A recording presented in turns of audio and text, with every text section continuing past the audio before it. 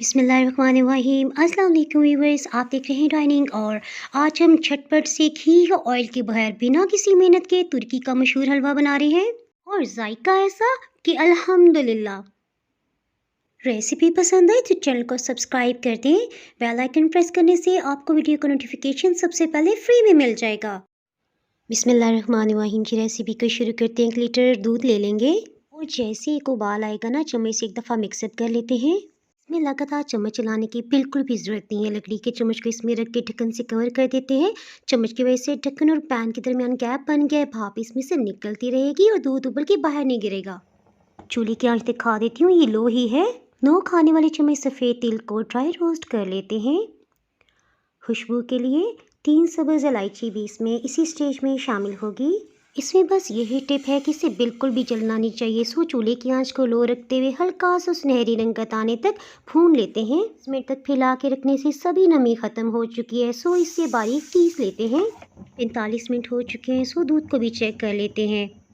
ये काफ़ी हद तक गाढ़ा हो गया है। सो चीनी 5 खाने वाले चम्मच और पिसे हुए सफ़ेद तिल भी इसी स्टेज में शामिल कर देते हैं।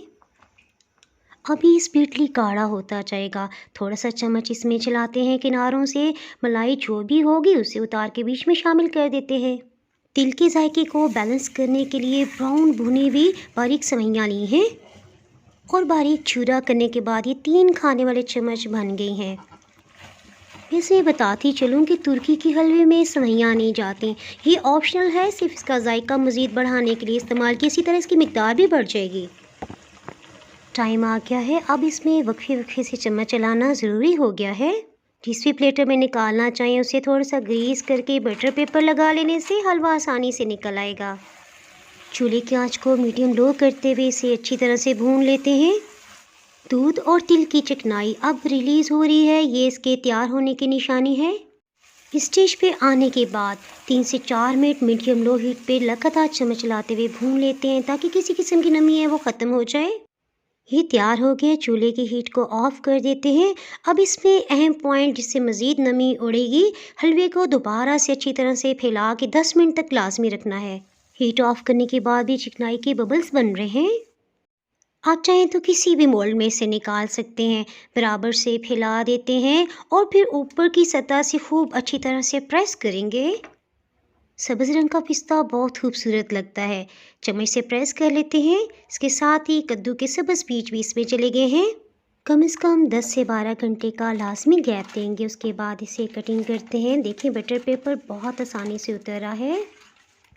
प्लेट की गोलाई है, मेरे ख्याल है प्लेट की बजाय से कटिंग बोर्ड पे निकाल लेते हैं। हलवे को काटने से पहले 10 सेकंड तक छुरी को इस तरह से आग पे गर्म कर लेंगे। यही ट्रिक हमने सूजी के टुकड़े हलवे में भी इस्तेमाल की थी। पहले अंदाज़ा लगा लेने की वजह से पीसीस एक जैसी शेप की कटिंग होंगे। रेसिपी पसंद आए तो वीडियो को लाइक कर दें, इससे चैनल को ग्रो होने में मदद मिलेगी। मज़ीद हेल्थी, यूनिक और चटखारेदार रेसिपीज़ के लिए चैनल को सब्सक्राइब कर दें। बेल आइकन प्रेस करने से वीडियो को नोटिफिकेशन अपलोड होती है सबसे पहले फ्री में मिल जाएगा। दुआ में याद रखें। अल्लाह हाफिज़।